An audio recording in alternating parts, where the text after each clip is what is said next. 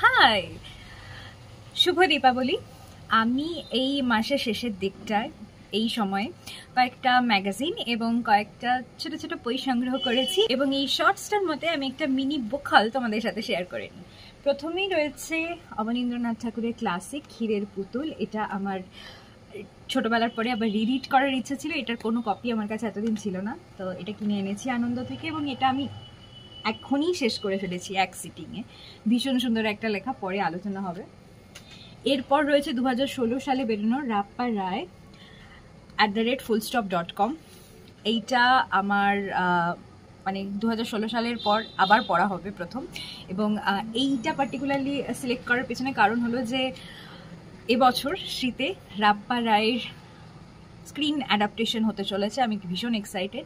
আমরা সিনেমাতে দেখতে পাবো রাপ্পা রায়কে বড় পর্দায়, এবং যে গল্পটা অবলম্বনে প্রথম ছবিটা হচ্ছে সেটা হচ্ছে এটা।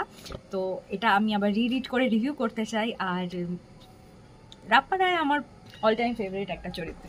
নেক্সট রয়েছে আনন্দমেলা অলৌকিক এই বিশেষ সংখ্যাটা। এটা ভূত চতুর্দশী উপলক্ষে বেরিয়েছে। এখানে 10খানা অলৌকিক গল্প রয়েছে। আমি তো এটাকে বাঁচিয়ে রেখেছি, রাত্রিবেলা বসে পড়বো। এখনও আমি সুযোগ পাচ্ছি না যে খুব মন দিয়ে গল্প পড়বো। এখনও অনুষ্ঠান উৎসব, চারিদিকে পটকা ফাটছে, বোমা ফাটছে, খুব খারাপ অবস্থা, কিন্তু এটাকে আমি বাঁচিয়ে রেখেছি। আর ভীষণ সুন্দর একটা প্রচ্ছদ, এই যে ডেপটা তৈরি করা হয়েছে, it's just mind blowing. Next আর একটা খুব মজাদার সংখ্যা, সেটা হচ্ছে শুকতারার ভুতুরে সংখ্যা। এটা যদিও ইদানিংকালে শুকতারা ভীষণ এআই জেনারেটেড ইমেজ করে, যেটা আমি খুব একটা বড় ভক্ত না, তবে এটা নিয়ে আমার কোনো কমপ্লেন নেই। এটা খুবই মজাদার দেখতে হয়েছে এবং এটাও আমি কালেক্ট করেছি, বসে পড়বো।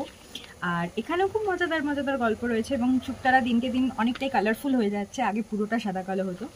তো এটাও ভূত চতুর্দশী উপলক্ষে বেরিয়েছে। আর যেটা নিয়ে আমি সবচেয়ে বেশি এক্সাইটেড সেটা হলো দেশের রহস্য সংখ্যা।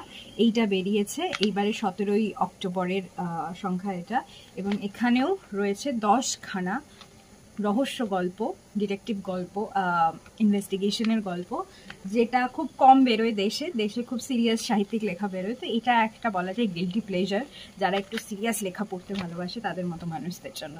তো এই কটাই আমার কাছে রয়েছে, ম্যাগাজিন আর গ্রাফিক নভেল আর বই। এইগুলো টুকটাক বলা যায় যেরকম আমরা স্ন্যাক খাই না পুজোর সময়, কারোর বাড়ি গেলে দশমীর সময় যে একটুখানি নিমকি, একটুখানি মিহিদানা এগুলো খাই, আমার কাছে বইয়ের ক্ষেত্রে এগুলো সেগুলোই।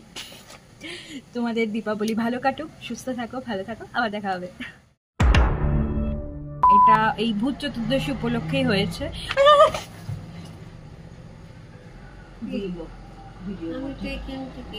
তোমার দেখা গেল